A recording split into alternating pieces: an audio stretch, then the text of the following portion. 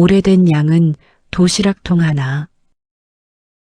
누군가 매일 새벽에 혼자 깨어 아무 말 없이 싸두었던 사랑이 있었습니다. 안녕하세요. 은빛 나무입니다. 오늘은 찬장 깊은 곳에서 꺼낸 작은 도시락통 하나가 불러온 이야기를 들려드리려 합니다. 이 이야기 속에 여러분의 기억도 함께 담겨 있을지 모릅니다. 그 일장 찬장 깊숙이 남아있던 것. 이사를 앞두고 부엌을 정리하던 날이었습니다. 30년을 살았던 집이었습니다. 낡은 아파트였지만 저는 이 집을 떠나고 싶지 않았습니다. 벽에 밴 시간들, 창틀에 새겨진 계절들, 부엌 냄새까지도 모두 제 일부가 된 것 같았기 때문이었습니다. 그래도 아이들이 정해놓은 일이었습니다. 엄마, 이제 좀 더 좋은 데서 사세요. 그 말이 고마웠지만 한편으로는 이 낡은 부엌을 떠나야 한다는 것이 쓸쓸했습니다. 사용하지 않는 그릇들을 꺼내고 있었습니다. 깨진 뚝배기, 녹슨 냄비 받침대, 어디서 생겼는지 모를 작은 유리컵들. 하나씩 꺼낼 때마다 먼지가 일었습니다. 찬장 안쪽 깊은 자리에는 빛이 잘 닿지 않았습니다. 손을 넣어 더듬어야 했습니다. 그때 손끝에 닿은 것이 있었습니다. 차갑고 단단한 금속의 감촉이었습니다. 꺼내보니 낡은 양은 도시락통이었습니다. 표면은 여기저기 긁혀 있었고 뚜껑은 한쪽이 조금 찌그러져 있었습니다. 손에 들자 딸그락 작은 금속 소리가 났습니다. 저는 그 자리에 멈춰 섰습니다. 그 소리가 이상하게 낯설지 않았습니다. 아주 오래전 어딘가에서 매일 들었던 소리, 기억보다 몸이 먼저 알아차린 소리였습니다. 버려야 할 것들이 담긴 봉투 옆에 그것을 내려놓을 수가 없었습니다. 왜 그런지는 몰랐습니다. 그냥 조금 더 들고 있고 싶었습니다. 햇살이 부엌 창문을 가로질러 들어왔습니다. 먼지가 빗속에서 천천히 내려앉고 있었습니다. 저는 도시락통을 싱크대 위에 올려놓고 뚜껑을 천천히 열었습니다. 이장 점심시간에 따뜻한 냄새. 아무것도 없었습니다. 오래된 빈 도시락통이었으니 당연한 일이었습니다. 그런데 이상했습니다. 분명 아무것도 담겨 있지 않은데 김치 냄새와 참기름 냄새가 희미하게 그러나 분명하게 올라오는 것 같았습니다. 저는 눈을 감았습니다. 초등학교 교실이 떠올랐습니다. 점심시간이 되면 선생님이 종례를 마치기도 전에 아이들은 가방에서 도시락을 꺼내고 있었습니다. 뚜껑이 하나씩 열릴 때마다 교실은 따뜻한 냄새로 가득 찼습니다. 된장찌개 냄새, 멸치볶음 냄새, 계란말이 냄새. 그 냄새들이 뒤섞여 교실 전체가 밥상이 되던 시간이었습니다. 제 도시락도 이런 양은 도시락이었습니다. 은빛 표면이 반짝이는 손바닥만 한 작은 통. 겨울이면 뚜껑을 열 때 따뜻한 김이 서렸습니다. 그 김이 얼굴에 닿을 때 잠깐 눈을 감았던 기억이 납니다. 도시락은 늘 고무줄로 묶여 있었습니다. 가방 속에서 흘리지 말라고. 그 고무줄을 풀 때마다 손끝이 조금 조급해졌습니다. 오늘은 무엇이 들어있을까 항상 두근거리며 뚜껑을 열었습니다. 어느 날은 김치볶음밥이었고 어느 날은 멸치볶음에 깻잎장아찌였습니다. 소시지가 들어있는 날이면 이상하게 그날 하루가 좋았습니다. 별것 아닌 반찬 하나가 12살의 하루를 가볍게 만들어 주었습니다. 짝꿍은 늘 제 도시락을 들여다봤습니다. 너네 엄마 손맛 좋다. 그 말이 왜 그렇게 자랑스러웠는지 집에 돌아가면 꼭 전해드리고 싶었는데 막상 집에 오면 그 말이 어디론가 사라졌습니다. 그때는 몰랐습니다. 그 도시락 하나를 위해 얼마나 많은 새벽이 쓰였는지를. 삼장 새벽마다 들리던 부엌 소리. 어머니는 늘 새벽에 일어나셨습니다. 제가 아직 이불 속에 있을 때 부엌에서 소리가 들렸습니다. 도마 소리, 냄비 부딪히는 소리, 수돗물 흐르는 소리, 그리고 밥 짓는 냄새가 방 안까지 스며들었습니다. 저는 그 소리를 들으며 다시 눈을 감았습니다. 일어날 필요가 없었습니다. 어머니가 다 해주실 테니까요. 그 편안함이 당연했습니다. 그때는 그게 당연한 줄 알았습니다. 어머니는 몇 시에 일어나셨을까요? 지금에서야 그 생각을 합니다. 새벽 5시였을까요? 아니면 더 일찍이었을까요? 겨울이면 새벽은 여전히 어두웠습니다. 그 어둠 속에서 혼자 불을 켜고 부엌에 서 계셨을 어머니. 저는 한 번도 그 모습을 직접 본 적이 없었습니다. 항상 소리로만 느꼈습니다. 도마 위에 올라가는 재료들의 소리로, 팬에 기름이 달궈지는 소리로, 냄비 뚜껑을 조심스럽게 여닫는 소리로, 식탁 위에는 늘 도시락이 놓여 있었습니다. 등교 준비로 바빴던 저는 그냥 가방에 집어넣었습니다.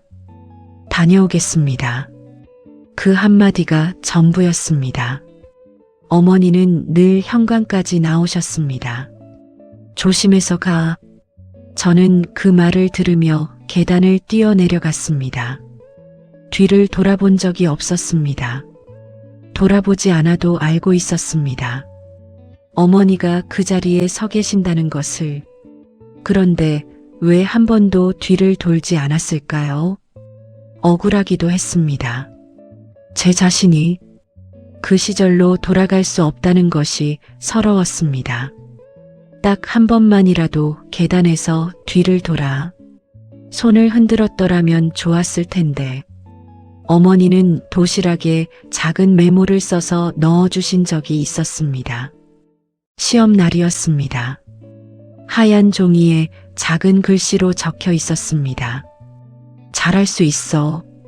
엄마가 믿는다. 저는 그 쪽지를 교실에서 꺼내고는 얼른 접어 넣었습니다. 친구들이 볼까봐 부끄러웠습니다. 지금 생각하면 그 쪽지를 왜 버렸는지, 왜 접어서 필통 속에라도 넣어두지 않았는지 흔들렸습니다.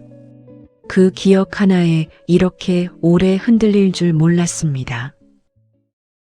사장 부끄럽던 시절과 뒤늦은 깨달음. 중학교에 올라가면서부터였습니다. 도시락이 부끄럽게 느껴지기 시작한 것이. 친구들은 매점에서 빵을 사 먹었습니다. 삼각김밥이 생겼고 컵라면도 생겼습니다. 점심시간에 교실에 남아 도시락을 먹는 아이들이 조금씩 줄어들기 시작했습니다. 저도 마음이 흔들렸습니다. 도시락 뚜껑을 열기가 조심스러워졌습니다. 반찬 냄새가 풍길까봐, 옆에 앉은 아이가 볼까봐, 아무것도 아닌 것들이 신경 쓰였습니다. 어느 날 아침이었습니다. 상을 물리며 조용히 말했습니다. 엄마, 나 도시락 안 가져갈게. 친구들이랑 매점 갈 거야. 어머니는 잠시 저를 보셨습니다. 뭔가 말씀하시려는 것 같았습니다. 그런데 한참 후에 그래 하고만 말씀하셨습니다. 저는 그것이 허락인 줄 알았습니다. 가볍게 집을 나섰습니다. 다음 날부터 식탁 위에 도시락이 없었습니다. 저는 매점에서 빵을 사 먹었습니다. 처음엔 재미있었습니다. 친구들이랑 줄을 서고 먹고 싶은 것을 고르는 일이 자유로운 것 같았습니다. 그런데 이상했습니다. 빵을 먹으면서도 배가 부른 것 같지 않았습니다. 뭔가 허전한 느낌. 그 허전함이 어디서 오는지 그때는 알지 못했습니다. 한 달쯤 지났을까요? 학교에서 늦게 돌아온 날이었습니다. 어머니가 부엌에서 저녁을 준비하고 계셨습니다.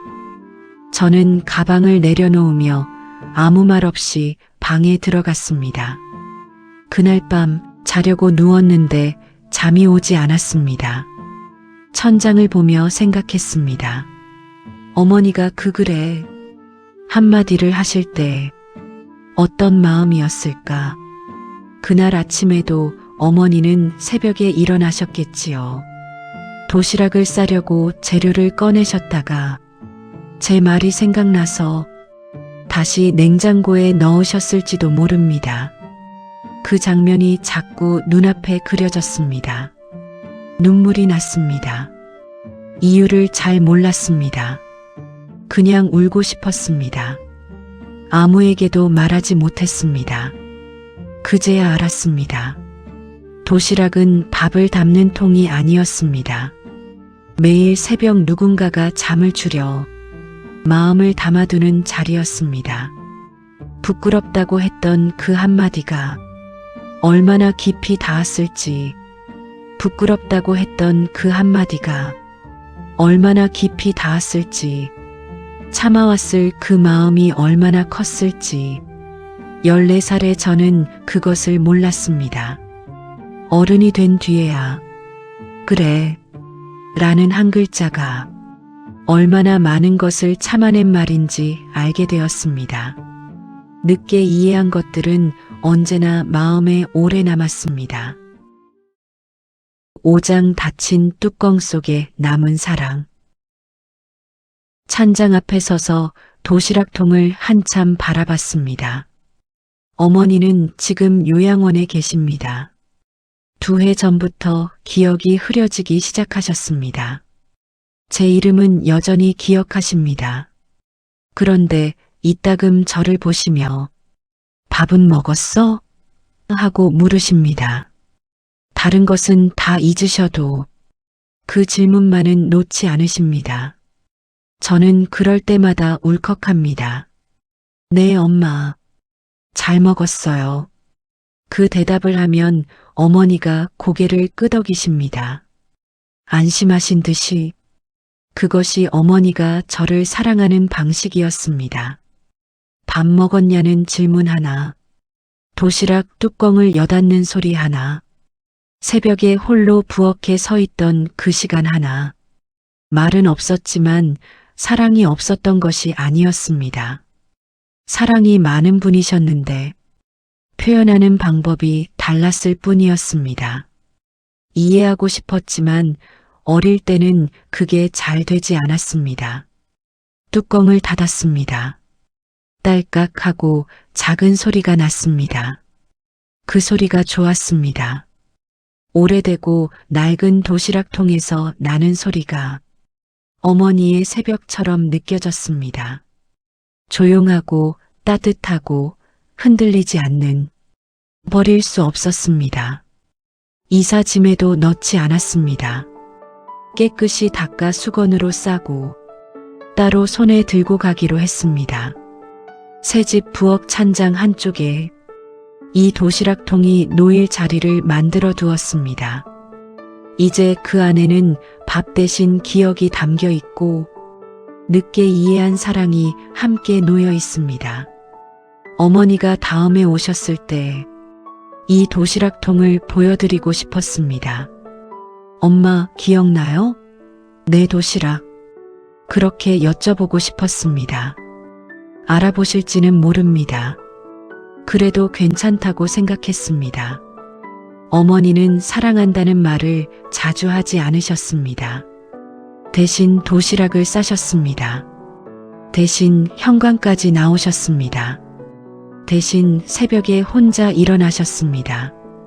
어떤 사랑은 말보다 행동에 있고 어떤 행동은 말보다 오래 남습니다. 그리고 그 사랑은 오래된 양은 도시락통처럼 찬장 깊은 곳에 조용히 남아 우리가 꺼낼 때를 기다리고 있었습니다.